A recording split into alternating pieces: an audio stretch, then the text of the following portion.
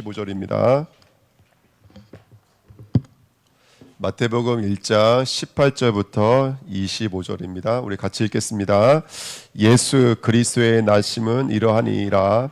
그의 어머니 마리아가 요셉과 약혼하고 동거하기 전에 성령으로 잉태된 것이 나타났더니 그의 남편 요셉은 의로운 사람이라 그를 드러내지 아니하고 가만히 끊고자 하여 이 일을 생각할 때 주의 사자가 현몽하여 이르되 다윗의 자손 요셉아 내 아내 마리아 데려오기를 무서워하지 말라. 그에게 잉태된 자는 성령으로 된 것이라. 아들을 낳으리니 이름을 예수라 하라. 이는 그가 자기 백성을 그들의 죄에서 구원할 자이심이라 하니라. 이 모든 일이 된 것은 주께서 선지자로 하신 말씀을 이루려 하심이니 이르시되 보라 처녀가 잉태하여 아들을 낳을 것이요 그의 이름은 임마누엘이라 하리라 하셨으니 이를 번역한즉 하나님이 우리와 함께 계시다 함이라. 요셉이 잠에서 깨어 일어나 주의 사자의 분부대로 행하여 그의 아내를 데려왔으나 아들을 낳기까지 동참하지 아니하더니 나음의 이름을 예수라 하니라. 아멘. 오늘 말씀 제목은 예수 그리스도의 나심입니다. 우리 성탄절 절기되면 참 많이 읽는 본문인데요. 이 본문 안에는 사실은 복음이 무엇인지를 이해할 수 있는 중요한 성경 구절들이 담겨져 있습니다. 오늘 말씀을 통해서 우리가 받아야 될 복음, 마태가 기록한 이 복음이 어떤 복음인지를 우리 마음이 헤아려 알고 그 복음이 한 주간도 우리 삶 속에 정말 나의 어려움, 나의 문제, 나의 고난과 갈등 속에서 답이 되어지고 실제 능력이 되어지고 힘이 되어지는 하루 되시기를 예수님의 이름으로 축복드립니다. 자, 예수님의 나심입니다. 1번입니다. 성령으로 잉태된 예수입니다. 18절에 예수 그리스도의 나심은 이러하니라. 그의 어머니 마리아가 요셉과 약혼하고 동거하기 전에 성령으로 잉태된 것이 나타났더니 이렇게 써 있습니다.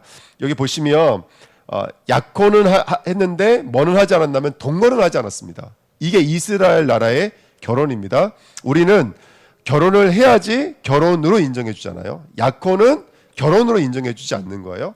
말 그대로 약속일 뿐이거든요. 근데 이스라엘은 약혼이 결혼으로서 강력한 법적 효력이 있습니다. 그러니까 약혼은 곧 결혼이에요. 그래서 오늘 본문에도 16장 16절, 19절, 20절에 보면은 남편, 아내 이렇게 말을 합니다. 약혼인데 남편이라고 불러요. 약혼인데 아내라고 불러요. 그게 법적으로 이 두 사람은 혼인했다라고 인정을 해주는 거예요. 그리고 이스라엘은 이 약혼 기간이 몇 년이냐면 1년입니다. 그냥 한두 달이 아니라 1년 동안을 약혼 기간으로 지내는 기간인 거예요. 그리고 6월절 절기 때 양을 가족 숫자로 계수해서 한 마리를 데려다가 또는 두 마리를 데려다가 사흘 동안에 같이 지냅니다. 그리고 나서 6월절 절기가 되면 밤에 이제 그 양을 잡는 거거든요. 4일 동안은 이 양을 검수하는 거예요. 흠 없는 양인지 온전한 양인지를 검수하는 작업입니다. 마찬가지인 거예요. 두 사람이 1년 동안 약혼의 과정을 통해서 흠 없는 사람들인지를 서로 간에 검증하는 과정이라고 보시면 됩니다. 하지만 동거를 할 수가 없어요.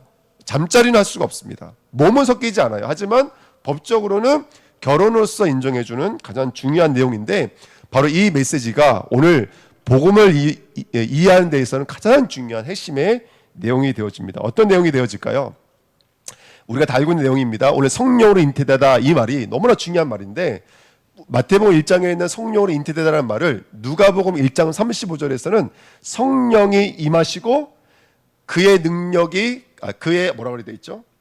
임하시고 그 지극히 높으신 이의 능력이 덮으시리니 이렇게 성경에 되어 있습니다. 이 덮다라는 말이 성경에는 아주 자주 나오는 말인데요. 제일 먼저 나왔다는 말이 창세기 1장 2절에 수면 위로 운행하는 하나님이 이 흑암온동 공허의 땅을 운행하시니라라는 말이 원래는 덮다라는 말입니다. 덮다라는 말입니다. 솔로몬이 성전을 완공하고 나니까 위에 구름 기둥이 덮다 이런 말이 기록되어져 있고요. 굉장히 많이 기록되어져 있죠. 또 이스라엘 백성이 광야를 지날 때 시편 91편 4절에 보면은 하나님이 독수리 날개로 그들을 덮어서 이끌어냈다라고 성경에 되어 있습니다.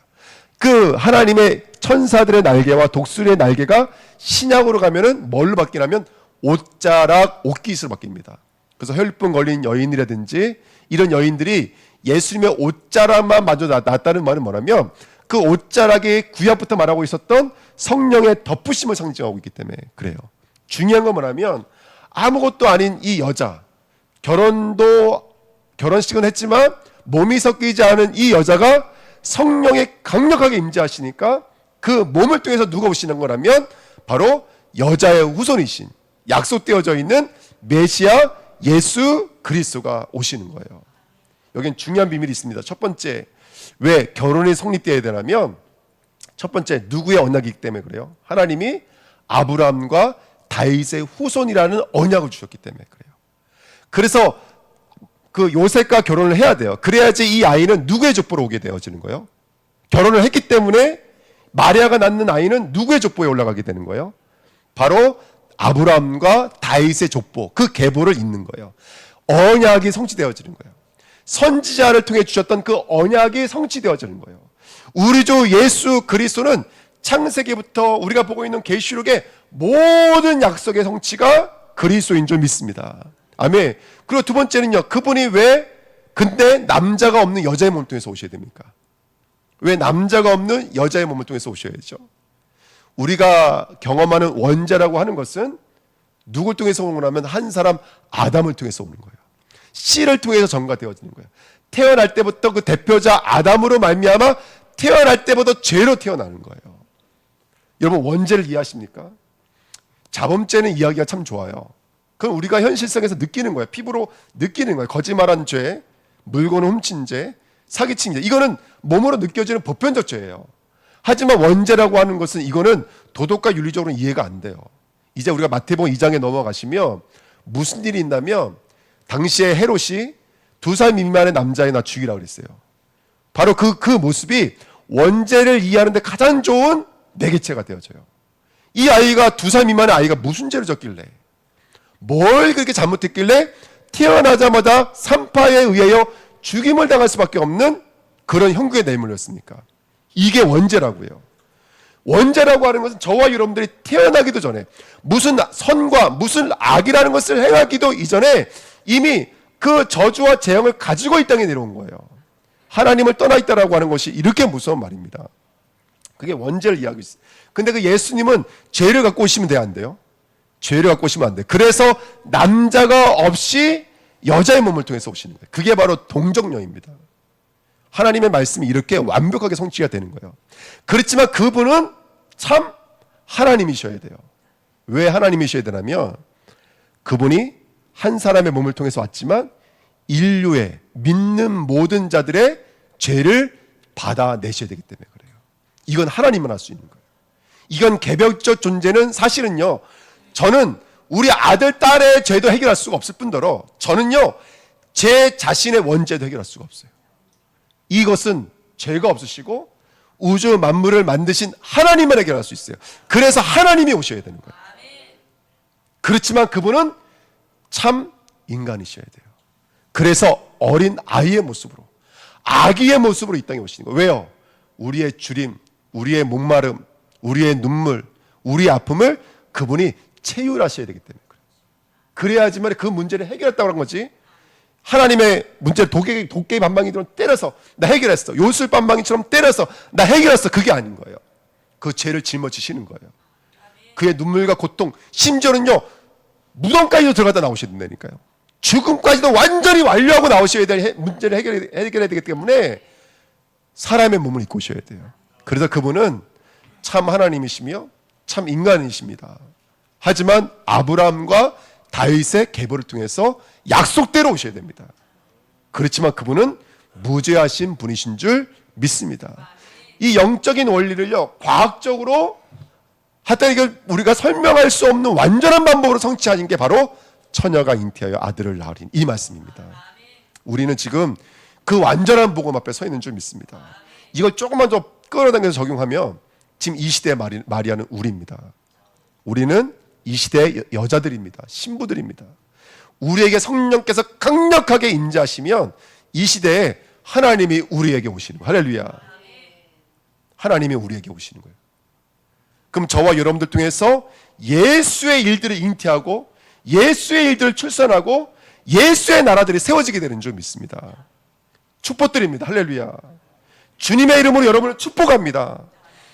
예수 성령으로 잉태되셔서 예수를 낳으시기를 축복드립니다. 내 업이, 우리의 가정이 예수만 높이고 예수가 증거되어지고 예수가 나타나는 가정 되시기를 축복드립니다. 저는 가난합니다. 아니요. 그 가난을 통해서도 예수님이 증거될 수 있습니다. 나는 몸이 아픕니다. 아니요. 그 아픈 몸을 통해서도 예수가 증거되어진 줄 믿습니다. 저는 우리 김선미 성도님, 우리 이면소님 교회 나오고 계시지만 오시는 것 자체가 믿음의 곁발이에요. 이거는요. 그렇잖아요. 이거 내 현실을 보고 아픈 내 몸을 바라보면 쉬어야 되거든요. 얼마나 힘드신지 제가 알잖아요. 얼마나 힘드신지를. 근데 오는 것 자체가 하나님 앞에 믿음으로 있는 거. 지금 누가 지금 증거되어지고 누가 지금 나타나고 누가 지금 영광을 받고 계시냐면 예수 그리스도가 증거되어지고 나타나는 줄 믿습니다. 제가 이름 말하지 않지만 각자마다 사실은요, 이 자리에서 예배 나오는 게 쉽지가 않은 분들도 있어요. 마음이 어려운 분들도 있어요. 근데 그분이 그러면서도 힘들지만 그것을 접고 그것을 누르고 이 자리에 나왔다는 것은 그 인생을 통해서 믿음이 격발되어지고 예수가 잉태되어져서 예수가 증거되고 있는 현실 속에 우리는 있는 줄 믿습니다. 그런 주인공들로 쓰임 받으시기를 부탁드립니다. 로마서 8장 3절에 이런 말씀이 있어요. 율법이 육신으로 말미암아 연약하여 할 수 없는 그것을 하나님은 아시나니 곧 죄로 말미암아 자기 아들을 죄 있는 육신의 모양으로 보내어 육신의 죄를 정하사. 할렐루야. 딱 한마디예요. 복음은 간단해요. 죄 없는 이가 죄 있는 육신의 몸을 입고 이 땅에 오신 줄 믿습니다. 이 완전한 하나님의 과학보다도 더 초월적인 이 역사를 통해서 하나님은 저와 여러분들의 모든 죄, 모든 악, 모든 눈물을 다 닦아내신 줄 믿습니다. 오늘 돌아가실 때는 할렐루야, 눈물 다 닦고 돌아가십시오. 예, 모든 아픔, 내 안에 있는 세포, 조직까지 뿌리내리고 있었던 악 뿌리를 완전히 뽑아서 돌아가시길 축복드립니다. 아멘. 저는 믿음은 좀 없거든요. 근데 가끔씩 한번 도전해봐요. 한번 이렇게 고개가 떨궈져서 못 든 적이 있었는데요. 한번 믿음으로 도전해봤습니다. 근데 병원에 안 갔는데 지금까지 한 번도 고개 때문에 힘들어 본 적이 없거든요. 아주 사소한 것 같지만 여러분 세포 조직 속에요 계속 복음을 증거해 보세요. 우리 이제 고순열 집사님 다음 주에 우리 산업선교 현장 예배 드리시겠지만 그 뭐죠? 양자 면역 그 빛이 몸을 투구하게 들어간다 그러더라고요. 되게 성경적이더라고요, 저는요. 여러분 말씀의 빛이 여러분 속에 임할 때 아멘. 그러니까 그거를 현실로 보게 만드시는 거예요. 그렇구나, 빛이 이런 거구나. 빛이 우리 몸을 투구에 들어오면 우린 고쳐지는구나, 회복되어지는 거구나. 이거 믿음으로 돌아가시길 축복드립니다. 아멘. 정말입니다. 그렇게 예수만 나타나고 예수만 증거되시는 저와 여러분 됐으면 좋겠습니다. 하이델베르크 요리문답 35번에 이런 말이 있습니다. 성령으로 잉태하사 동정녀 마리아에게 낳으시면 무슨 의미입니까? 도대체 이 말이 무슨 말입니까? 동정녀 몸에게 성령이 잉태되어 예수가 왔다는 말이 도대체 무슨 말입니까? 제가 그 답서를 읽어드립니다. 참되시고 영원하신 하나님으로 계시는 하나님의 영원한 아들이 동정녀 마리아의 살과 피로부터 참 인간의 본질을 입으셨습니다. 그는 성령의 역사로 잉태되셨고 참된 다윗의 자손이 되셨지만 죄는 없으십니다. 아멘. 이게 바로 성경 전체가 말하고 있는 진리의 답변서입니다. 36번. 당신은 그리스도의 거룩한 잉태와 탄생으로부터 어떠한 유익을 얻게 됩니까? 당신이 이 메시지가 당신에게 무슨 유익이 있습니까? 답서가 이렇게 써 있습니다. 그분은 우리의 중보자가 되시고 할렐루야. 그렇기 때문에 우리를 중보할 수 있는 분이 되셨습니다. 그리고 그의 순결함과 거룩함으로 하나님 앞에서 나의 죄를 덮어줍니다. 더 이상 죄가 우리에게 역사하지 못하도록 강력하게 덮어주시는 거예요. 내가 덮을게. 내가 독수리 날개로 널 덮을게. 성령의 운행하심을 덮을게. 그게 암탉이 알을 품다는 뜻이거든요. 내가 널 덮을게. 우리 김선미 성도님, 주님 이 시간 덮어주시는 순간 해결되는 줄 믿습니다. 아멘. 아까 제가 목사님 부탁드렸어요. 예배 끝나고 손으로 좀 덮어달라고 말씀을 드렸거든요. 여러분 기도하실 때 주위에 아픈 분들 계시면요, 믿음으로 성령으로 덮어달라고 기도해 주시기 부탁드립니다. 아멘. 정말입니다, 여러분들. 계속 하십시오. 우리 아들내미 딸내미 예수 믿었는데 안 믿어? 그러면 말하지 마시고 계속 덮으세요. 주의 성령으로 예수 그리스도 이름으로 계속 그 영혼을 덮어달라고 여러분 구하십시오. 그러면 우리가 할 수 있는 일이에요. 덮어주십시오. 우리 아이들 덮어주십시오. 우리 다민족 덮어주십시오. 연약합니다. 이 체계가 너무나 연약합니다.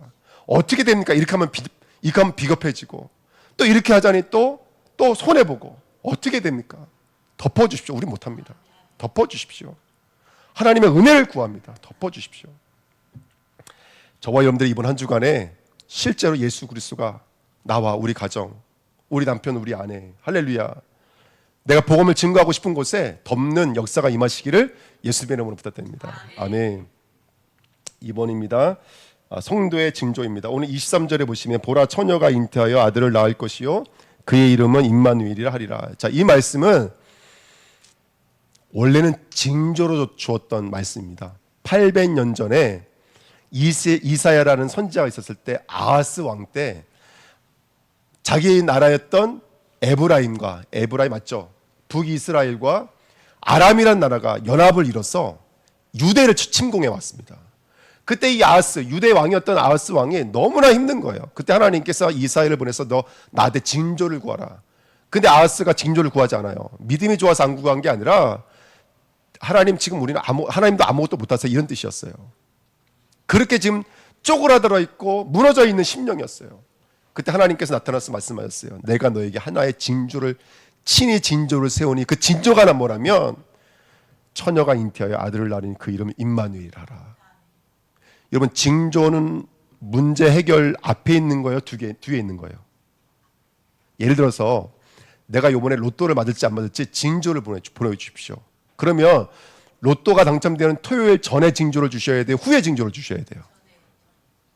이해되시죠? 예, 전해 주셔야죠. 남은 씨 이해되지? 근데 지금 이 징조가 언제 왔어요? 아하스에게 이 징조가 언제 왔어요? 아하스가 죽은 이후에 800년 후에나 이 징조가 왔어요. 그런데 여러분들, 아하스가 두려워했던 그 아람과 북이스라엘을 누가 친 줄 아세요? 아수르가 쳤어요. 징조가 오기 전에 문제는 해결되고 징조는 나중에 왔어요. 이게 굉장히 중요한 의미가 있어요. 오늘 그 말씀 드리려고 그래요. 무슨 의미냐면 이런 뜻이에요. 징조는 나중에 오지만 이 아하스는 망해요, 안 망해요? 아하스는 절대로 망하지 않아요. 왜냐하면 하나님이 그들을 지키실 거예요. 그리고 또 이 얘기는 두 번째 어떤 의미가 있냐면 진짜 왕은 아하스가 아니고 그 여자의 옷을 오시는 예수 그리스도만이 이스라엘을 아람이든지 북이스라엘이든지 저 아수르라든지 바벨론부터 진짜 구할 수 있는 왕은 누구밖에 없다는 거예요? 예수 그리스도밖에 없다는 것을 말하기 위해서 이 언약이 있는 거예요. 할렐루야. 제가 오늘 이 말씀 드리면 이거예요. 야, 복음은 완전한데 진짜 예수 믿는다는 것은 죄에서 완전히 끄집어 나온 거고 사탄의 권세가 완전히 멸한 게 맞는데, 그런데 나는 왜 문제 앞에 있을까? 나는 왜 여전히 나를 넘어서지 못할까? 우리 다 그런 고민 있잖아요. 할렐루야. 아멘 해주셔야죠. 안 하면 저만 그렇잖아요. 나쁜 놈이잖아요, 제가. 예. 우리 다 그래요. 그쵸? 예. 아멘 하신 분들 나가실 때 다 문제 해결되시길 축복드립니다. 아멘. 지금 그 얘기하는 거예요. 우리가 복음을 가지고 있어요. 이 완전한 복음. 여자의 옷을 오셔서 우리에게 성취된 완전한 복음인데 왜 나는 현실 가운데 또 죄가 나를 엄습하고 똑같은 문제, 난 정신 바짝 차리고 있는데 사단이 와서 또 넘어뜨리는지. 이 말하고 있는 거예요. 너는 그 문제를 해결해 달라고 말하고 있지만 잘 들어봐. 아하스도 진짜 문제 해결은 누구였다는 얘기예요. 그렇죠? 군사력이 아니에요. 아멘? 지금 아하스의 문제는 아람의 문제가 아니에요. 하나님 뭐라고 말씀하신 줄 아세요? 이사야 7장 읽어보세요. 쟤네들은 연기 나는 뭐라 그래요? 부직갱이. 그 불 왜 뒤집어 엎기 위해서 왜 하는 거 있잖아요. 저 강원도 아궁에서 살았기 때문에 잘 알거든요. 저 여기 불 딘자고 여기 있습니다. 보여드릴까요? 예. 저는 아궁이 문화예요. 아궁이 문화. 이게 태어나자마자요. 덜 덮어놓고 어머니 감자 키러 가셨어요. 할렐루야. 근데 애를 덮어놓고 너무 기뻐가지고 어떻게 했냐면 그 아궁에다 불을 너무 떼우셔가지고 여기 발끝부터 여기까지가 다 되었어요. 제가. 그 옛날에 그렇게 어머니 힘들었다니까요. 애 낳자마자 얼음 깨고 이거 빨래하러 갔어요. 그 우리 어머니 맨날 나만 보면은 너네 시어머니가 빨래 보내가지고 내가 네 이렇게 됐다고 맨날 서로하고 그러셨거든요. 제가 무슨 얘기야? 부직갱이. 다시 말하면 하나님 이렇게 말씀하신 거예요. 야, 아람 아무 문제 안 돼. 지금은 강대해보지만 그건 문제 아니야. 네? 북이스라엘, 에브라임 아무 문제 아니야. 진짜 문제가 뭔지 아니? 너네가 하나님을 떠나 있는 거야. 죄 가운데 빠져 있는 게 진짜 문제야. 예수 오셔야 되거든. 근데 너는 지금 나한테 뭘 구하고 있니? 아예 진조를 아예 안 구했다니까. 왜요? 이 문제 해결 못 해준다는 거 아스가 너무나 확실히 믿어버린 거예요. 근데 하나님은 문제를 해결해 줄 뿐만 아니라 그 문제가 하나님이 주신 징조가 아니라 오직 하나님이 주고 싶은 진짜 표징과 징조와 표적은 예수 그리스도밖에 없다는 것을 완전히 묶어버리시는 거예요. 다시요. 내게 어떤 문제가 있습니까? 건강에 문제 있습니까? 경제 문제 있습니까? 인간관계 문제 있습니까? 어떤 문제든지 답은 예수 그리스도가 징조예요. 예수가 내 안에 오시면 이 문제가 완전히 해결되시는 거예요. 할렐루야. 왜요? 하나님은 우리 건강의 문제 해결할 수 있어요. 우리 경제 문제도 해결할 수 있어요. 우리 자녀들 믿도록 만들 수가 있어요. 하나님은 영리나는 부직갱이라니까요. 아무리 산적한 문제라도 하나님은 해결할 수가 있어요. 근데 하나님은 우리에게 요구하시는 거 하나예요. 저 구약부터 신약까지 진짜 예수를 믿느냐, 하나님이 너와 함께 하시느냐, 이거 하나 깨닫기를 원하세요. 오늘 이게 엄청난 복음이 이 내용인 거예요. 우리는 그냥 성경 읽지만 이 엄청난 복음을 말하고 있는 거예요. 너에게 있어 징조는, 너에게 있어서 해결은, 해답은 예수가 그리스도가 되셔야 돼요. 주는 그리스도시요 살아계신 하나님의 아들입니다. 이게 100만 가지의 답이 되셔야 돼요. 그게 징조라고요. 그게 하나님이 주고 싶은 표징인 거예요. 오늘 이 시간 최고의 징조, 최고의 표징 얻어가시길 축원드립니다. 유성아, 최고의 표징 얻어가자. 할렐루야. 우리 유성이 군대 편된 대로 자대로 배치받을까 안 받을까? 그 징조 여기 안에 있다. 아멘. 우리 유성이가 정말로 예수로 충만해버리면 편은 들어간다. 아멘. 할렐루야. 예. 뭐 신민자 모르겠지만 아멘. 예. 정말로 오늘 최고의 징조 얻어가시기를 부탁드립니다. 그래서 사실과 현실이 있습니다. 현실과 사실 속에서 우리는 이런 답을 구하지만 하나님은 예수 그리스도로 이미 모든 문제를 완전히 해결하신 줄 믿습니다. 절대 불가능한 그 일들 속에서 절대 가능하신 하나님을 경험하시기를 축복드립니다. 그게 오다란 뜻이에요. 예수님이 오시다. 예수님을 나타나는 말입니다. 그게 잉태라는 말이에요. 그러니까 이번 한 주간 절대 불가능한 일들 속에 예수가 믿음으로 오시고 예수란 믿음을 낳으시기를 축복드립니다. 아멘. 그래서 예수님이 이름을 주신 거예요. 보라, 21절 말씀 같이 한번 읽을까요? 시작. 아들을 낳으리니 이름을 예수라 하라. 이는 그가 자기 백성을 그들의 죄에서 구원할 자이심이라 하니라. 또 다른 이름이 있어요. 23절 시작. 보라, 처녀가 잉태하여 아들을 낳을 것이요 그 이름은 임마누엘이라 하리라 하셨으니 이를 번역한즉 하나님이 우리와 함께 계시다 함이라. 자, 여기 문제와 답이 있죠. 문제는 뭐다? 아람이 문제 아니다. 에브라임이 문제가 아니에요. 뭐가 문제다? 그렇죠. 하나님이 함께하지 않는 게 문제예요. 이 두 가지를 합치면 답은 뭐라는 거예요? 하나님이 함께할 수 있는 구원자이신 예수 이름 부르는 게 답인 거예요. 이거 이해되시죠? 이제 이 징조의 메시지가 이해가 되시죠? 뭐가 문제라고요? 하나님이 없는 게 문제인 거예요. 예수를 믿지 않는 게 문제인 거예요. 그래서 요한복음 16장 9절 말씀에 보니까 죄라함은 그대 누굴 믿지 않는 거예요? 예수를 믿지 않는, 이게 죄. 성경에서 이게 죄라고 말하는 거예요. 답은 뭐라고요? 예수를 믿는 게 답이라고요. 그걸 함께 한다고 말하는 거예요. 그래서 이름이라는 뜻이 뭐예요? 예수 이름 부르라고 말하잖아요. 이름이라는 뜻이 뭐라고 그랬죠? 올바른 말씀을 새겨 넣는 거예요. 예수의 이름을 부른다는 것은 뭐냐면 그냥 순아가 이건 아무 의미 없는 거고, 이순학이라는 이름을 부를 때 그가 하시는 이름이잖아요. 그가 새겨져 있는 말씀의 이름인 거예요. 예수님이 뭐가 새겨져 있고 무슨 일을 하셨는지를 계속 저와 여러분 삶 속에 구하고 듣고 묵상하는 것이 이름을 부른다 이렇게 말하는 거예요. 그러니까 예수 이건 이름 부르는 게 아니에요. 그 예수가 이 땅에 오신 목적과 하시는 일, 아까 말씀드렸던 것, 참 하나님, 참 인간, 무자신 자가 모든 인류의 죄를 받아내심으로 말미암아 우리를 구원하신 그 이름을 부르는 것을 가지고 이름을 부른다 이렇게 말하는 거예요. 이번 한 주간 강단 말씀 묵상하면서 복음이 바로 정리가 되어지시고 진정으로 예수 그리스도 이름 부르자 되시기를 축복드립니다. 자, 결론입니다. 그래서 이것을 가지고 마태의 복음이라고 말합니다. 마태의 복음. 예. 자, 오늘 이게 너무나 중요한 메시지인데요. 이게 우리 성경에 한 개예요. 우리 성경의 18절에 보면 예수 그리스도의 나심은 이러하니라 이렇게 써 있죠. 이 나심이라는 단어가 원래 나타나는 말이 아니에요. 어떤 단어와 똑같은 단어라면 1절 말씀 한번 읽어보세요. 아브라함과 다윗의 자손 예수 그리스도의 뭐니라? 이 계보라는 말이 원래는 여기 나심이라는 단어에 들어가 있어야 돼요. 게네시스라는 단어예요. 그 나타라는 말이니까 예수가 이렇게 나왔구나 이렇게 우리는 읽잖아요. 그 말이 아니라 이런 뜻이에요. 계보라는 말은 예수가 온 의미가 뭔지가 그 뭐라 그래요? 그 예표. 그 뭐라고 그러죠? 예화. 예수가 오셨던 그 의미와 내용이 무엇인지를 예표로 보여주는 사건이 바로 마리아와 요셉과 예수의 오심 이 사건인 거예요.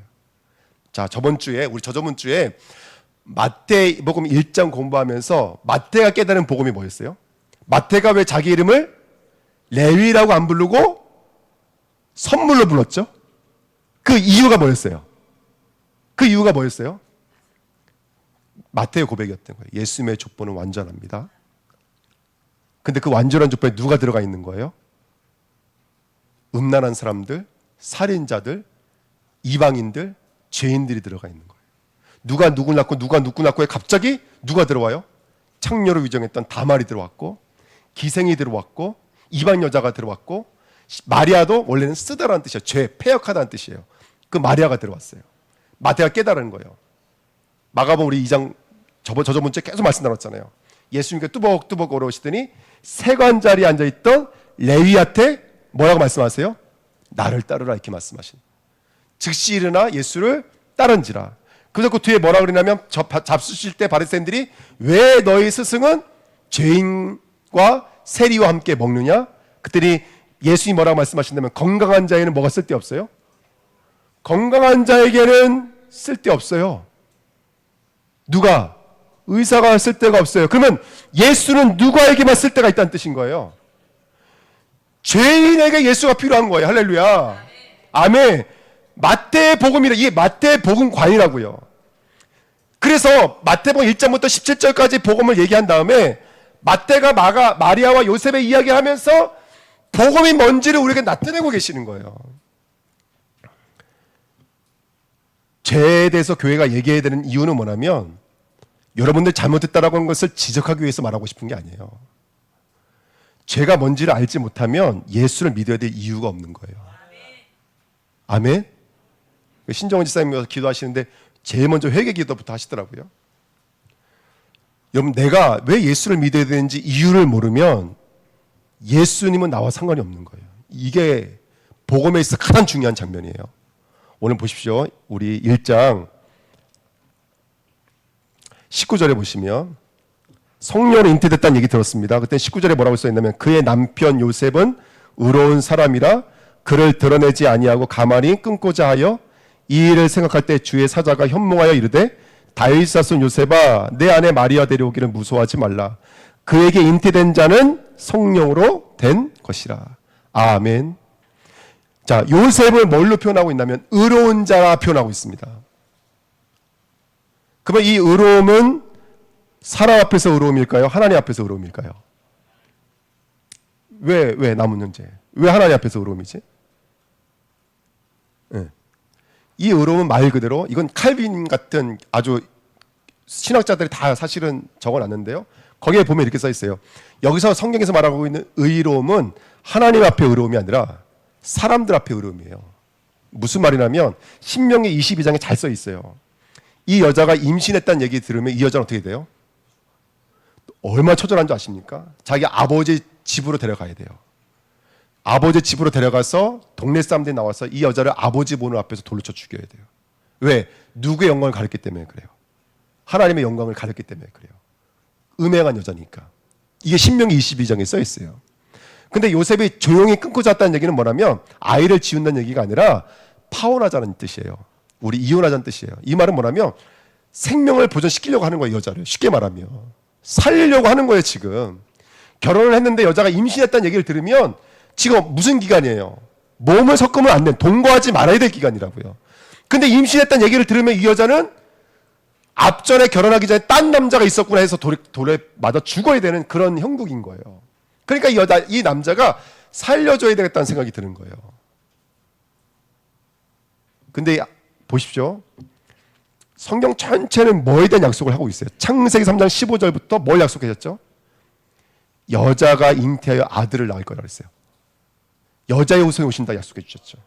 모든 성경 모든 절기에 이 처녀가 잉태하여 아들을 낳는다는 예표가 예언되어져 있는데 이 의로운 사람이 지금 이 남자도 사실은 목숨 걸고 하는 거예요. 왜냐하면 이 여자를 돌려보내버리면 누구도 위험해져요. 그 율법 앞에 자기도 자유로울 수가 없어요. 죽게 되는데 안 죽이니까. 근데 이거 인간 앞에는 의로운 거지만 지금 이 남자는 뭐에 대해서는 까맣하게 없는 거예요. 지금요. 메시아 예수 그리스도, 여자의 후손 오실 예수 그리스도에 대한 언약은 없는 거예요. 지금 이 요셉을 통해서 마태가 자기가 깨달은 복음에 대해서 얘기하고 있는 거예요. 봐봐라, 요셉의 의로움으로 예수가 왔느냐? 그러면 마리아의 의로 예수가 왔느냐? 그게 아니라 하나님의 선물이었다는 거예요. 진짜 우리는 다 2살 미만의 아이가 무슨 죄가 졌습니까? 근데 그렇게 참혹하게 죽임을 당해야 됩니까? 그게 원죄라고요. 뭔가 악을 엄마 뱃속에 있을 때부터 이미 죄 가운데 잉태된 거예요. 이 시편 50편에 써 있잖아요. 그 아이가 무슨 잘못을 했습니까? 그게 죽을 수밖에 없는 게 바로 원죄로 가는 무서운 문제인 거예요. 우리가 이 땅에 의로움으로 살지 않았습니까? 다 의로움으로 살았잖아요. 정직하게 살았잖아요. 열심히 살았잖아요. 열심히 사는 내 마음 내 뜻대로 안 되는 거예요, 여러분들. 때로는 질병이 찾아오기도 하고 어떤 경제 문제가 오기도 하고 그게 건강했던 사람이 갑자기 교통사고가 나기도 하고 여러 가지 문제 사건이 끊이지가 않는 거예요. 왜 이런 문제가 이 땅에 놓여져 있냐고요. 그것은 도덕과 윤리와 철학과 이 땅의 보편적 세계로는 이해 안 되는 문제가 분명히 있어요. 그게 원죄 문제예요. 이 문제를 해결하기 위해서 이 땅에 예수 그리스도가 오신 줄 믿습니다. 이게 마태가 이해한 복음이에요. 복음은 하나님의 은혜예요. 근데 그 복음은 누구에게서 격발되어지고 누구에서 잉태되어지냐면 내가 죄인이라는 것을 아는 자에게서 깨달아지는 거예요. 요셉은 사람 앞에서는 의로운 자였지만 하나님 앞에서는 미안하지만 죄인이에요. 왜? 성경, 율법, 절기, 제사 다 갖고 있었지만 예수함을 기다리지 않았다는 뜻이에요. 이 사람은.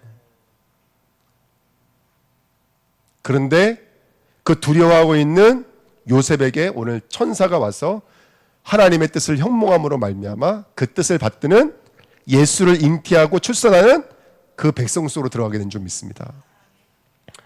오늘 예수의 계보는 한마디로 말하면 선물입니다. 누구에게는 선물이냐? 죄가 뭔지를 깨달은 자에게는 이게 선물이 됩니다. 아멘. 오늘 이 선물 받아가시기를 축복드립니다. 예수 만나야 될 이유, 예수 믿어야 될 이유를 발견하시기를 축복드립니다. 너무나 중요한 복음이에요. 그래서 저는 이 말 꼭 하고 싶어요. 복음은 바깥에 있으면 안 돼요. 네. 조금 전에 제가 봤어요. 우리 박원진 집사님이 우리 유성이 손잡고 이렇게 흔들었어요. 이게 무슨 뜻이에요? 너 죄급 빨리 깨달아야 돼. 할렐루야. 네. 죄송합니다. 이게 제가 짓궂어서. 이런 복음이 바깥에 있으면 안 돼. 할렐루야. 아멘. 유성아, 빨리 엄마 흔들어 한번. 복음이 우리 안에 있어야 돼요. 아멘. 복음이 우리 안에 있어야 돼요. 저와 여러분들이 예수를 믿어야 될 이유가 우리 안에서 발견되셔야 돼요. 아멘. 우리가 복음을 들 때 그 복음에 나도 모르게 바깥으로 향할 때가 너무나 많아요. 그러니까 이제 이게 사실은 문제가 되는 거예요. 사실은 사람도 현실도 환경도 문제가 아니라 진짜 문제는 우리 안에 있는 죄라고 말하고 싶은 거예요. 그래서 우리가 방주 안에 들어가든지 아니면 예수가 우리 안에 들어오셔야 돼요. 그래서 그가 내 안에, 내가 그 안에 들어가셔야 돼요. 복음은 이렇게 연합을 통해서 이루어지는 거예요.